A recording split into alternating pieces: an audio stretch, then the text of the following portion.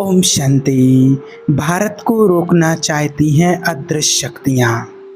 देखिए, आज आपको एक और महत्वपूर्ण बात बताते हैं कि हमारे देश में जो समझो कि अपने ही देश में जो भारत विदेशी या विरोधी कहा जाए, जो भारत विरोधी शक्तियां हैं वो पूरे चरम सीमा पर हैं, पूरे चरम पर होंगी। ये आपको आज बता रहे हैं और उनको इस वक्त भारत की शक्ति का एहसास भी हो जाएगा। और ये बात तो आपको कई बार बोल चुके हैं, लेकिन आज आपको फिर से याद दिला रहे हैं कि जो जो भी भारत के विरोधी हैं और उनको आज भारत की शक्ति का एहसास हो जाएगा आने वाले समय में।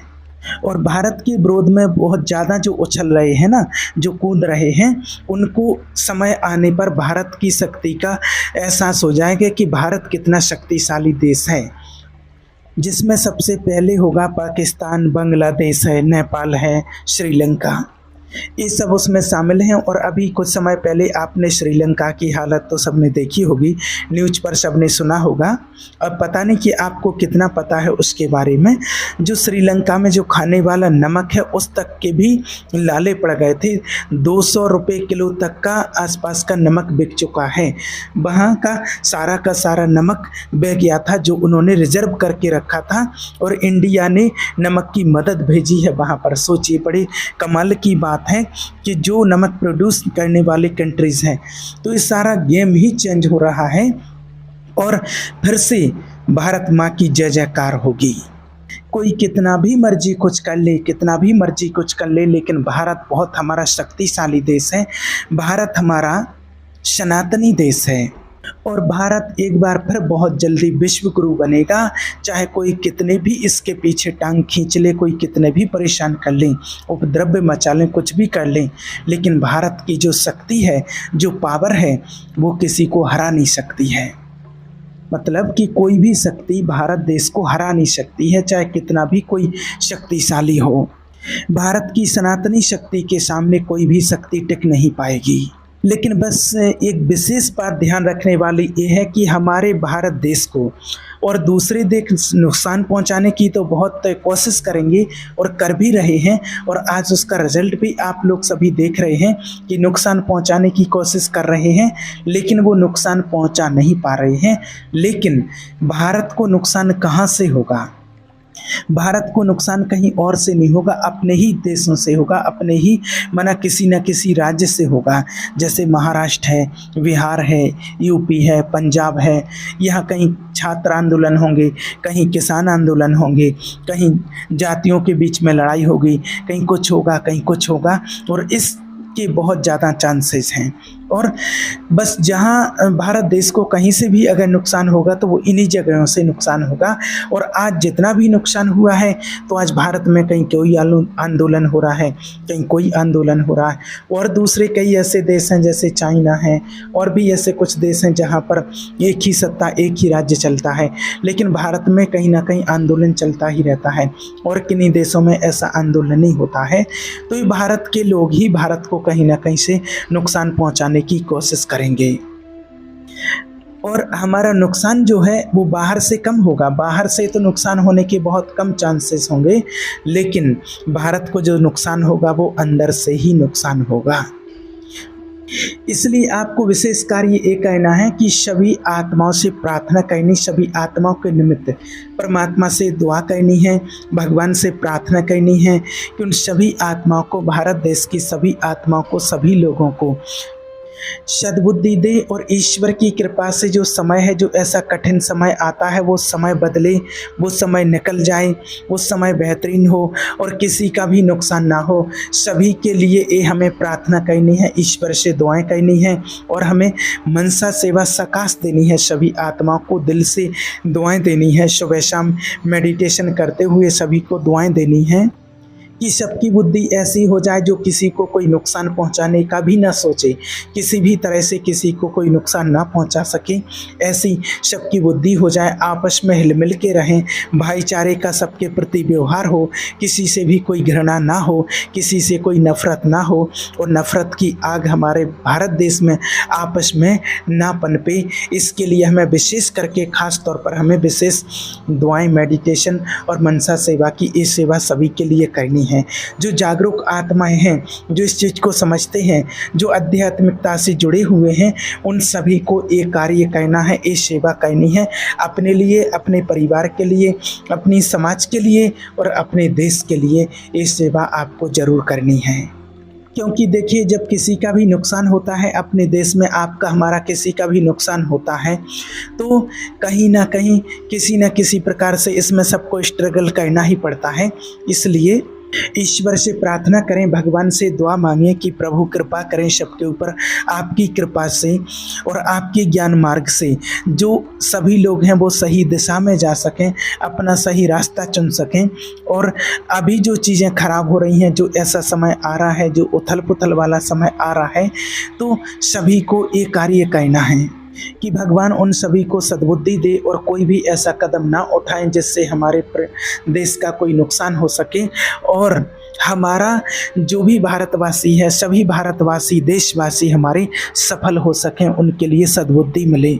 और ये जो ऐसा समय होता है, ये जो दुखदाई समय होता है, या जिसको कहें कि विनाश काल का समय होता है, ये जो सभी एंजल्स होते हैं ना, उसको कन्वर्ट करने का प्रयास करते हैं कि इसी समय में आध्यात्मिक जागृति भी हो जाए।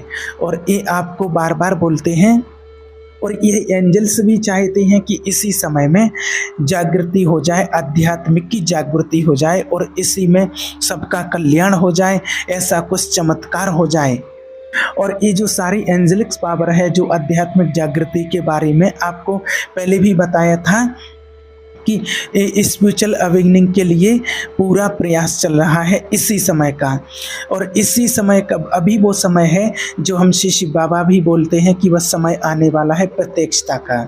सोचिए कि जब परमात्मा स्वयं कह रहे हैं कि समय आने वाला है प्रत्यक्षता का, सभी पहचानेंगे भारत देश की शक्ति को, सभी जानेंगे भारत को, और सभी भारतवासी भी पहचानेंगे उस भारत माँ की शक्ति को, परमात्मा की शक्ति को, सनातन धर्म की शक्ति को सभी पहचानेंगे।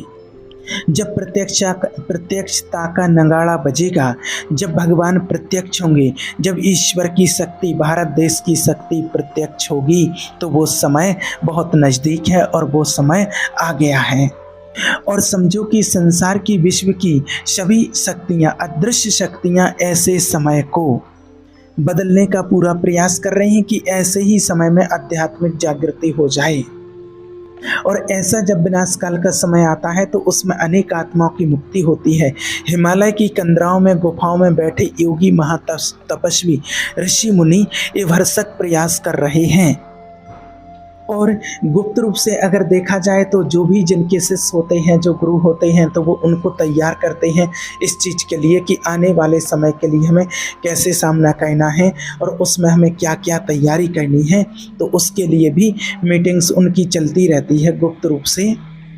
इसलिए देखो, हमें तो सभी के निमित्त प्रार्थना करनी है और वो समय बहुत जल्दी और बहुत नज़दीक आने वाला है जो आध्यात्मिक जागृति की ओर सभी लोग बढ़ेंगे, परमात्मा को पहचानेंगे, परमात्मा की शक्ति को पहचानेंगे। जब ईश्वर प्रत्यक्ष होंगे, भारत जब विश्व गुरु बनेगा, जब भारत पर विश्व गुरु का परचम लहराएगा, वो समय अब दूर नहीं है। लेकिन इसके बीच में कुछ हलचल भी होगी, तो उस हलचल के लिए ही हमें अभी से अचल अडुल अपनी शक्ति भरनी है, अपने अंदर परमात्मा की शक्तियों को लेकर के अपने आप को पावरफुल बनाना है। क्योंकि आज चारों तरफ से ऐसे माहौल, ऐसी स्थिति बनती जा रही है कि जो समय बहुत नज़दीक परिवर्तन की ओर है, परिवर्तन की बेला है, हर तरफ से आप देख रहे हैं।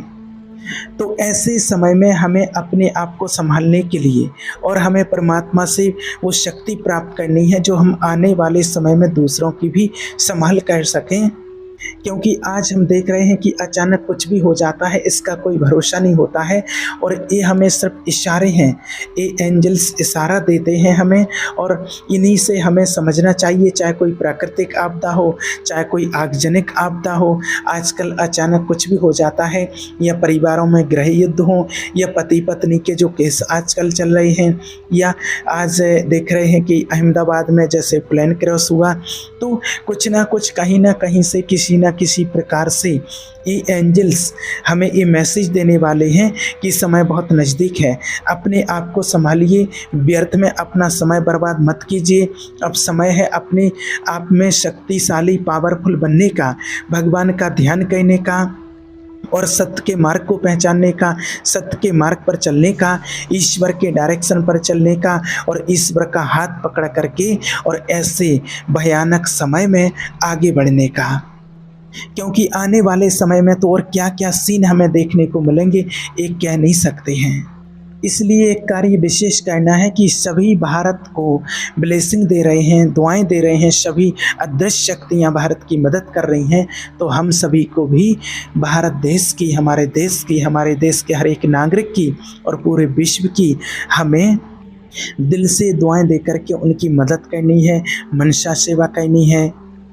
हमारे देश में कोई दुखी ना हो, कोई परेशान ना हो, किसी को किसी भी प्रकार की ऐसी कोई समस्या का सामना ना करना पड़े, इसके लिए हम इतना तो कर ही सकते हैं। और बस यही हमारे अंदर और सबके अंदर यही उमंग उत्साह रहना चाहिए कि बस भारत की जय जयकार होगी, भारत विश्व गुरु बनेगा, भारत का झंडा, सनातन का परचम सदा ऊंचा लहराता रहेगा। और हमारे देश में ऐसी ऐसी दिव्य शक्तियां हैं, ऐसी ऐसी दिव्य शक्तियों ने जन्म लिया। सारे देवी देवताओं का जन्म भारत में हुआ है और स्वयं परमपिता परमात्मा का अवतरण भी भारत में होता है। इसलिए भारत महान देश है, भारत शक्तिशाली देश है और इसका परचम हमेशा ऊंचा रहेगा, लहराता रहेगा। इसलिए हमें सबको शक्तियाँ देनी है, दुआएं देनी है और अपने आप को पावरफुल बना करके इस भयानक समय के लिए अपने आप को तैयार करना है, अपने आप को संभाल करके रखना है। ठीक है। ओम शांति।